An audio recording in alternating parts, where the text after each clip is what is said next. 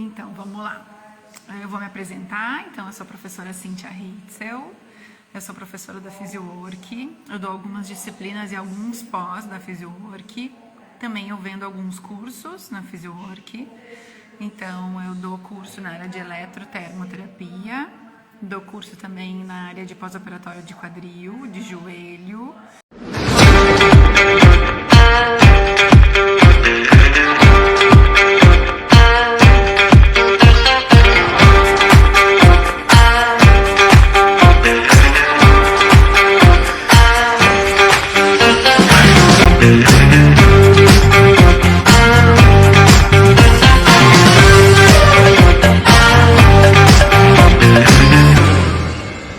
Também dou curso de ATM, dou curso de terapia manual e também tenho formação na fisioterapia esportiva, que é uma das áreas que eu também atuo bastante.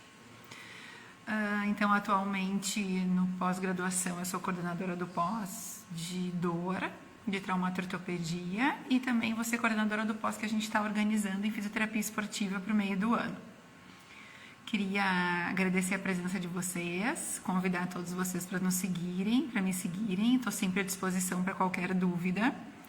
E hoje a nossa aula, então, é sobre eletroestimulação.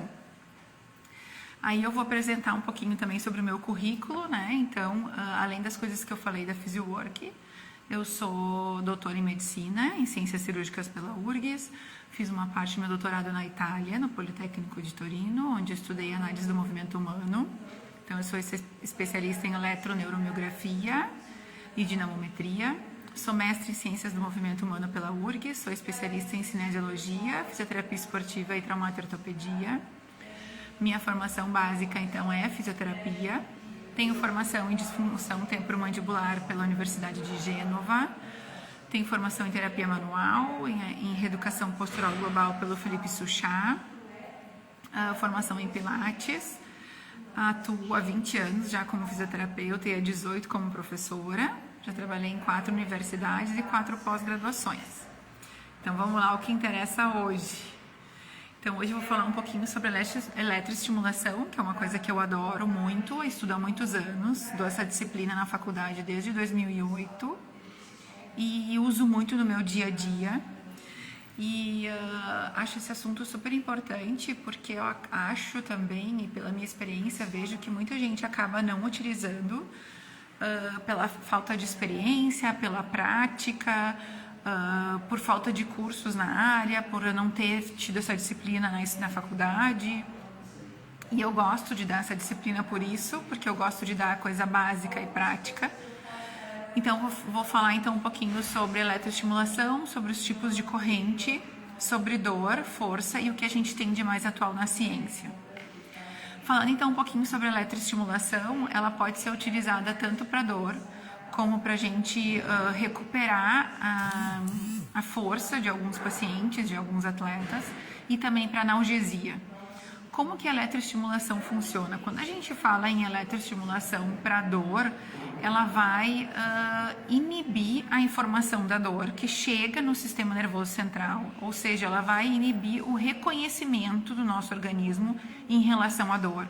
Não é que a dor vai desaparecer quando a gente utiliza a eletroestimulação, e sim o nosso organismo não reconhece mais, então o sistema nervoso central não vai reconhecer mais a dor que tem naquele corpo, ou a dor que tem naquele local, ou daquela disfunção ou lesão que o paciente sente.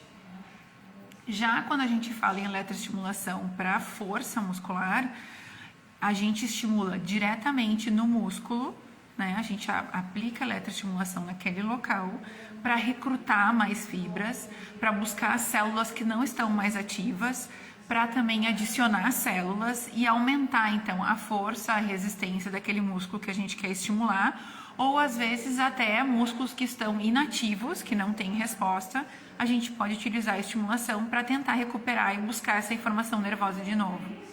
Então são 2 caminhos diferentes, né? Quando a gente fala em analgesia, em usar a eletroestimulação para dor, então a gente quer estimular no local da lesão ou no local da dor uma informação nervosa que vai para o sistema nervoso central e que vai bloquear a informação da dor que o corpo recebe, né? Então o nosso organismo não reconhece mais a dor, mas a dor continua existindo.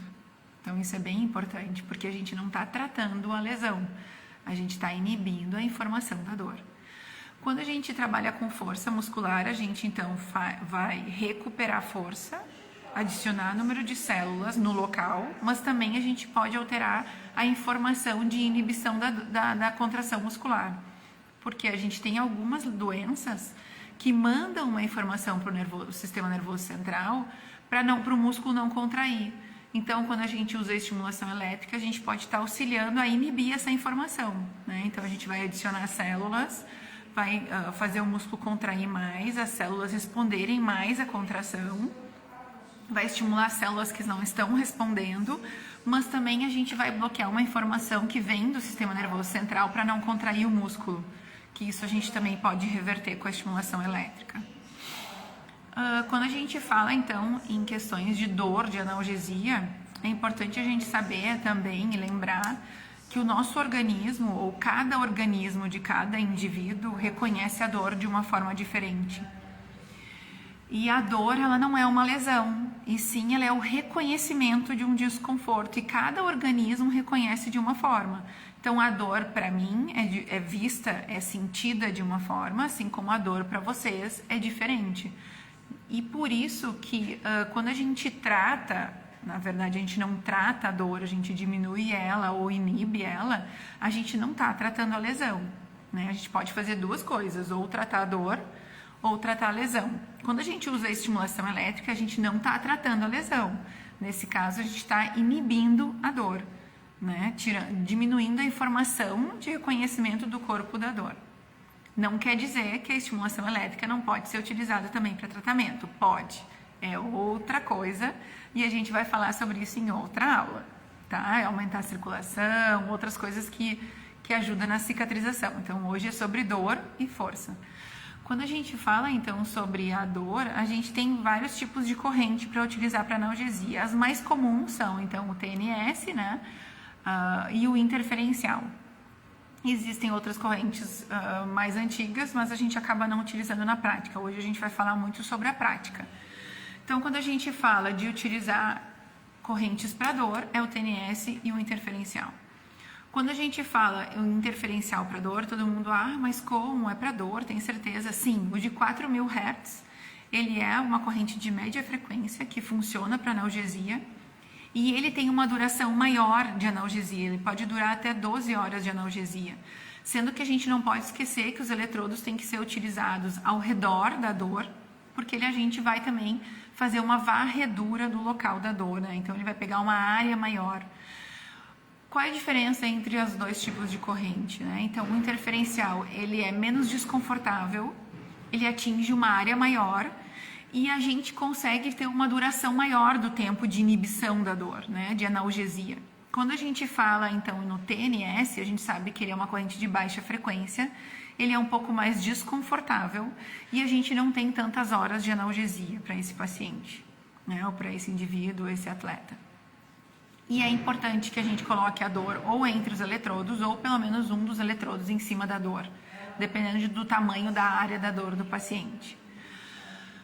Outra questão importante é a gente saber programar o aparelho, né? A gente não usar os programas prontos, porque eles não são feitos por fisioterapeutas, então são feitos por engenheiros, e sim a gente utilizar os programas que a gente vai programar no aparelho, então usar a corrente programada por nós mesmos.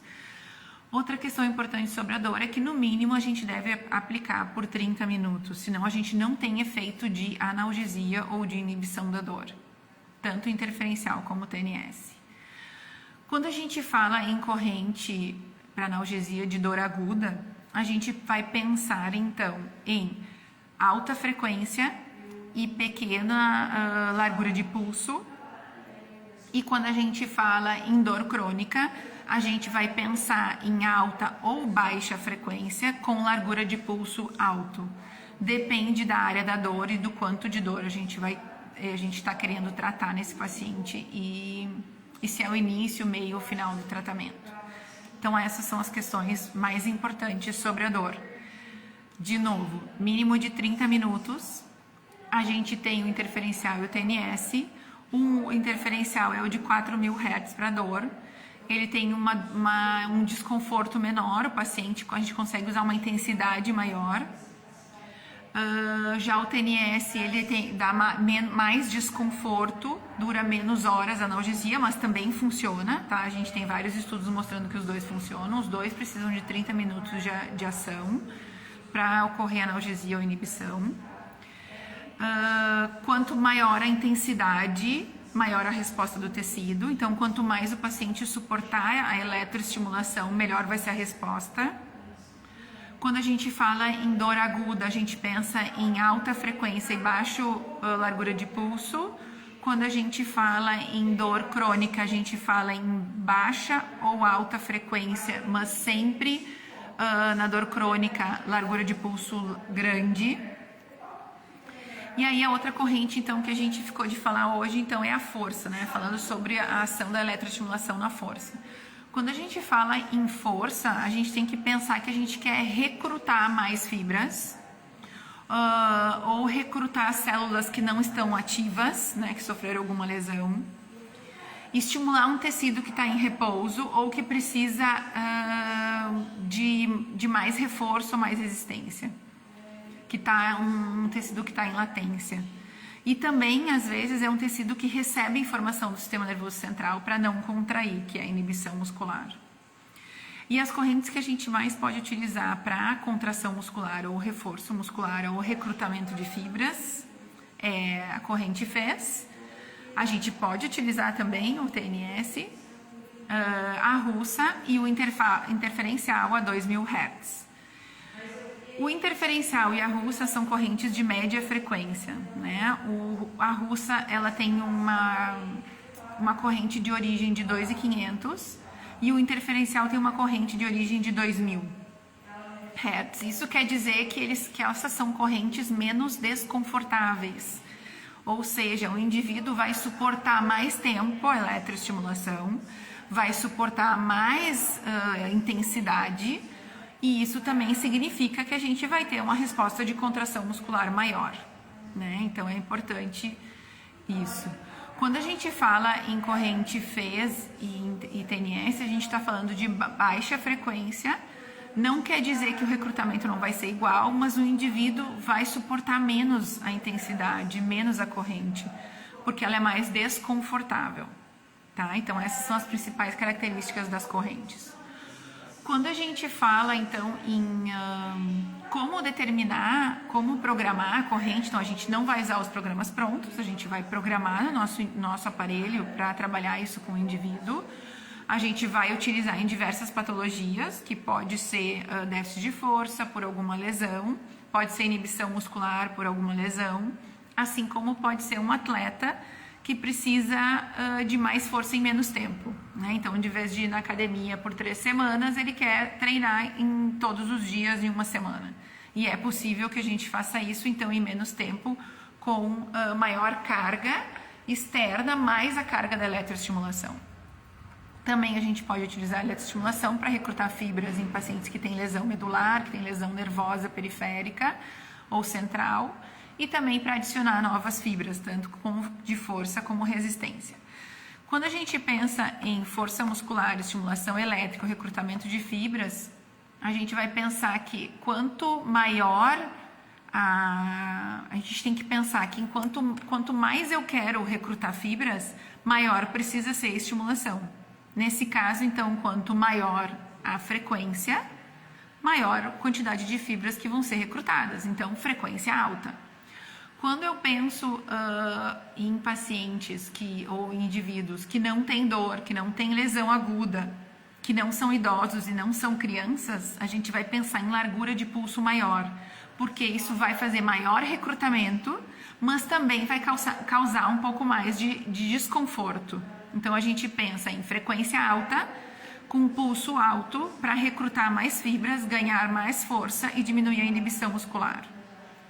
Quando a gente pensa em ganhar força, mas com um paciente que ainda tem muita dor, ou um idoso, ou um paciente mais sensível, ou uma criança, aí a gente vai trabalhar alta frequência, mas com largura de pulso baixa, que isso vai fazer com que a pessoa suporte mais a estimulação e a gente consiga gradativamente aumentar a largura de pulso. Em relação ao tempo de estimulação, né? O tempo depende do quanto a gente quer treinar. A gente quer treinar 5 minutos, meia hora, 40 minutos, a gente quer levar esse indivíduo à fadiga, a gente quer só adicionar fibras, a gente quer ganhar massa, a gente quer ganhar resistência, né? Então isso é que vai determinar o tempo de treinamento e o intervalo entre os treinamentos, né? Então que a gente tem o tempo de estimulação, o tempo de repouso.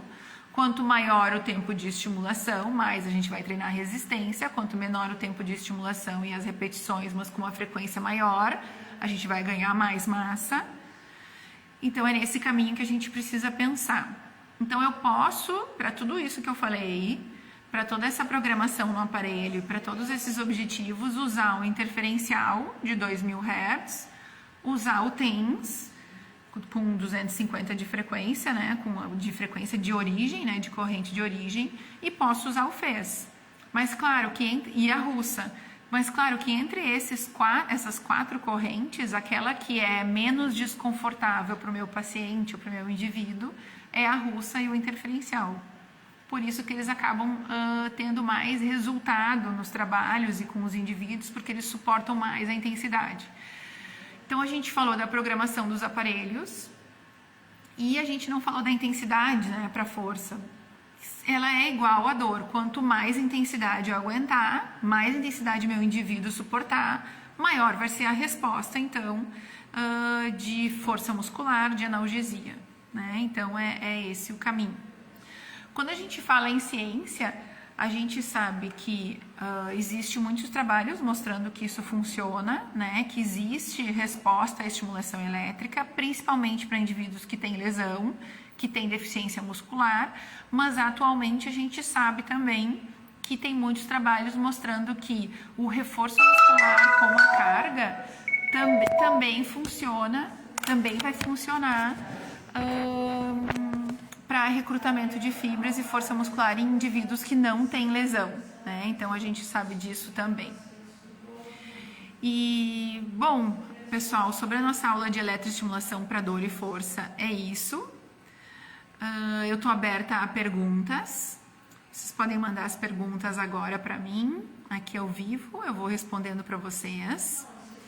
E se não, se quiserem depois mandar para mim ou mandar pela Physiowork, pode mandar também no meu Instagram, que é Cynthia Physio Hitzel.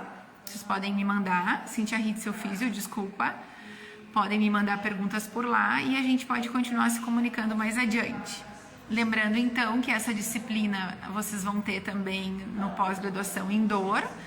Vão ter uma disciplina voltada para eletroestimulação na traumato e ortopedia, no pós-graduação. E também essa disciplina depois, a partir do meio do ano, a gente vai ter uma disciplina de eletroestimulação voltada à fisioterapia esportiva no pós-graduação de fisioterapia esportiva. Então, se quiserem perguntar, eu estou à disposição. Se não, podem me mandar depois pergunta pelo Instagram, pelo meu Instagram ou pelo Instagram da Physiowork. Certo? Então tá, eu vou encerrando a nossa live aqui e a gente se encontra na próxima. Um abraço, pessoal. Tchau.